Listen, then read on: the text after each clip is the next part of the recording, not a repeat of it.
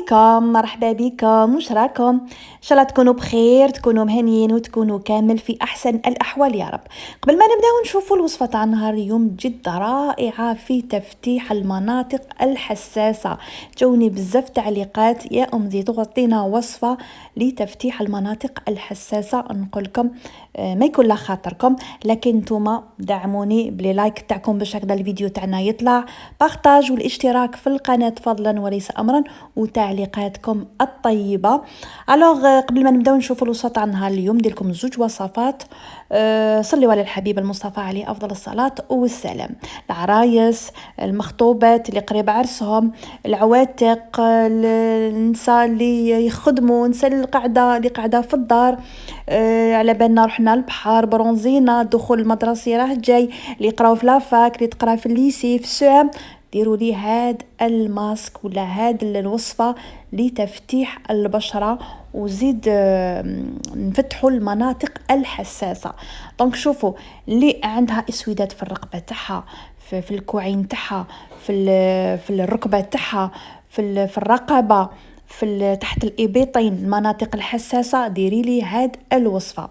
البنات نديرو مقشر طبيعي، ندير بكميه كبيره باسكو راح ندير في كامل الكور تاعي، ميم للبشره تاعي للوجه تاعي رايحه ندير له. البنات درت كاس سكر خشن، ودرت نص كاس قهوه ماشي سريعه الذوبان، قهوه عاديه اللي نلقموا بها، القهوه اللي نلقموا بها القهوه راكم فهمتوني. المهم نحطوها في لابريس. من بعد تجيبي لي حبيبات بطاطا يكونوا صغار ماشي كبار. انا قلت لكم راح ندير كميه كبيره، لكن تقدروا ديروا كميه كبيره وتحتفظوا بها في الثلاجه. على بالكم احنا نعجزوا بزاف نديروا الوصفات الطبيعيه للبشره، يعني عندنا هذاك التفنين والعجز. بصح كي ديري هذا التقشير بكميه كبيره وتحطيه في الثلاجه ما يصرالو حتى حاجه. تسمى كي تحبي ديري تقشير البشره تاعك تجيك الحيه فاسيلمون فهمتوني. الوغ هذوك الحبيبات تاع بطاطا بشرتهم ولا سكرفشتهم كما راكم تشوفوا، وحبيت ندي هذاك الجو تاع البطاطا. ما يخفلكمش انه البطاطا راهي مبيض طبيعي للبشره، سورتو الناس اللي عندها اسودات في البشره تاعها، سواء قلت لكم في الرقبه تاعكم، في لابو تاعكم، في الوجه تاعكم، الكوعين اللي هما لي كود، الاخر الركبه، اللي تخاص اللي يكونوا في رجلينا بعد ما كنت تعرفوا مع السخانه لبسنا البلايغ اللي حشاكم، لبسنا لي صندال تحت الابيطين، فهمتوني. الوغ هادو كامل مناطق اللي يكون فيهم الاسوداد نحبوا نصفوهم. البطاطا هذيك اللي قعدت لي درت لها شويه ما ورد، نشكلها كريات ونديرها في الكونجيلاتور. كانت واحد الاخت قالت لي اعطيني وصفه باش نحي الهالات السوداء تاع اللي يكونوا تحت العينين. هذه الوصفه جد رائعه.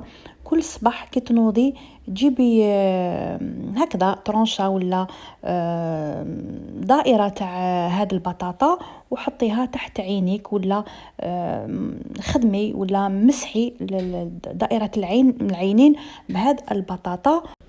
ونكملوا الوصفه تاعنا كما راكم تشوفوا تاع المقشر. عندي نصف حبه ليمونه ديت العصير تاعها، ورايح نضيف لها ايضا زيت جوز الهند. ندير مغرف صغيره تاع زيت جوز الهند. اللي ما عندهاش دير زيت زيتون، ديروا زيت اللوز الحلو، يعني نورمالمون كامل عندكم جوز الهند. زيت جوز الهند راه كاين الحمد لله، وش هو لازم هذاك الاصلي.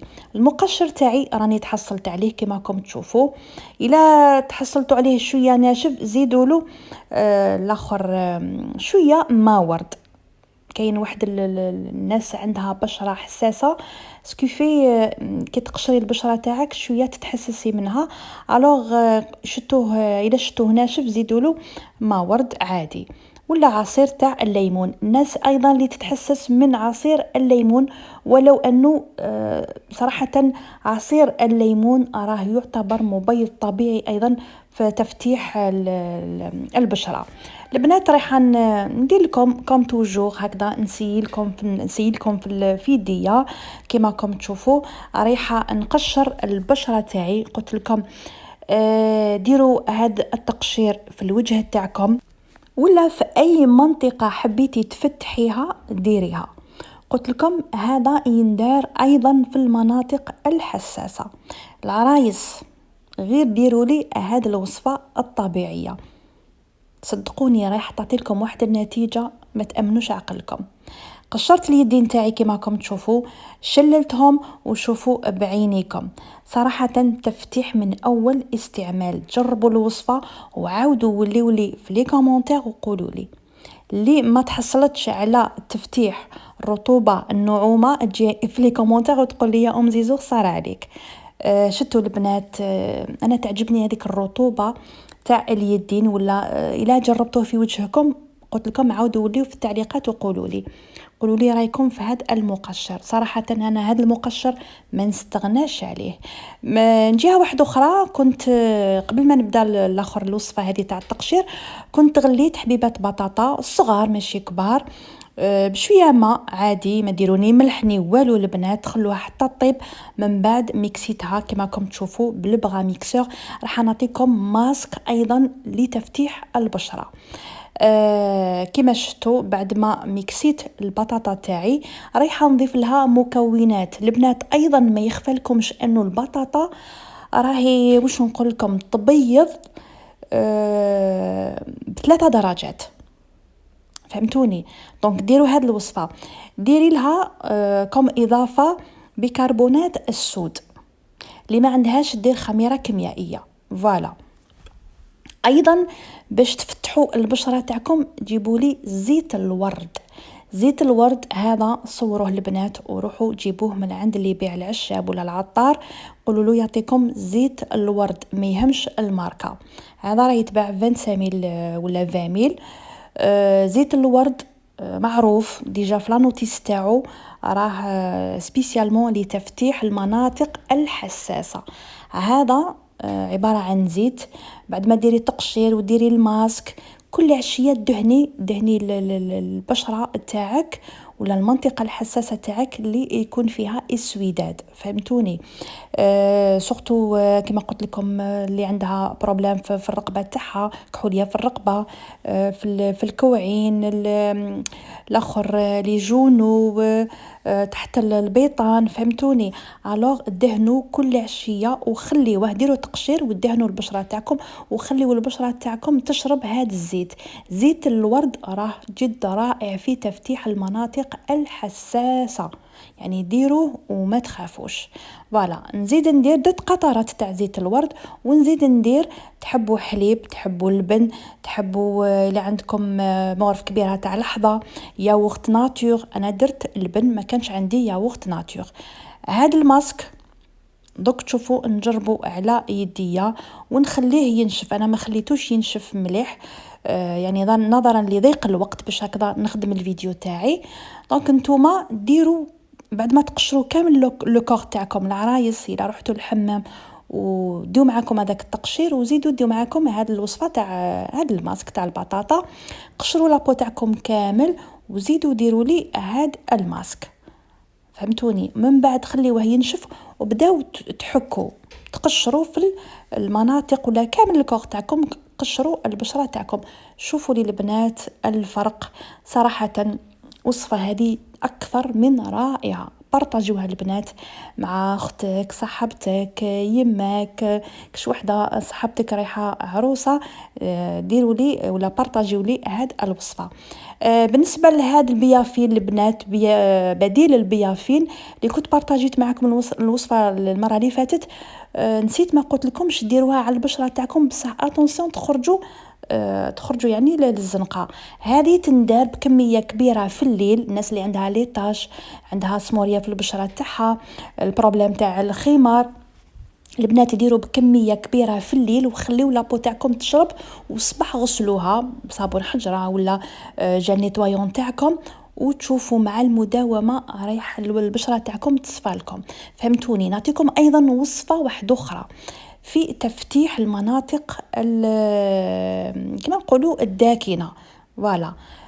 جيبوا لي نص حبه ليمونه، ديروا لي فيها يا بيكربونات دو صود ولا خميره كيميائيه مع الدونتيفريس فوالا تاع الاسنان.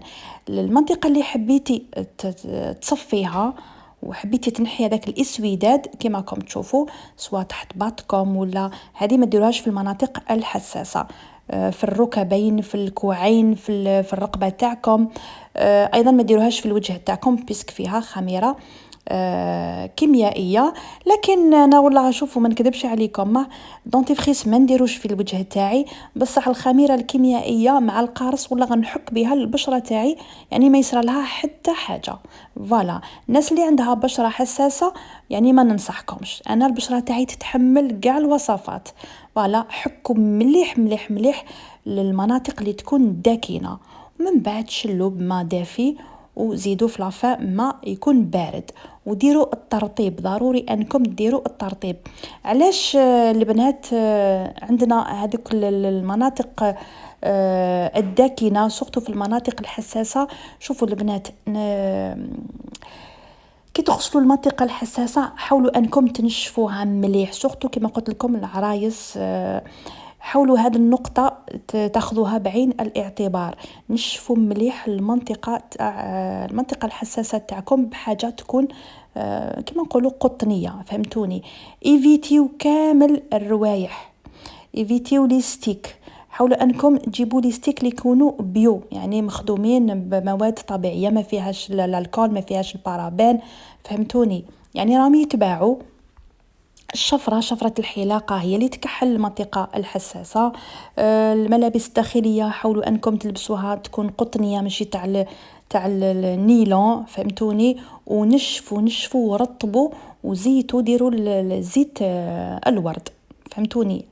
الوغ راني وريت لكم كامل صوالح اللي يعني حاولوا انكم كما نقولوا تبتعدوا عنهم باش هكذا تتحصلوا على بشره تكون صافيه ونقيه وشابه. وهذه بديل البيافين، هذه لازم تكون عندكم في داركم باش هكذا ديروها هايله للتفتيح. وهذيك البطاطا شوفوا بعد ما درتها في الكونجيلاتور جمدت لي، دوك نحطها في الساشي تاع كونجيلاسيون. بالنسبه للناس كما قلت لكم اللي عندهم انتفاخات حول العينين، اسوداد، عندهم الهالات السوداء، ديروها هذه يوميا، ديروها يعني ما فيهاش حتى اشكال. ان شاء الله الفيديو تاع نهار اليوم، الوصفه تاع نهار اليوم تنال اعجابكم. الفيديو جا شويه طويل لكن ان شاء الله يكون مفيد لكم. ما تنسونيش لي لايك بارطاج والاشتراك في القناه. مع السلامه، في امان الله.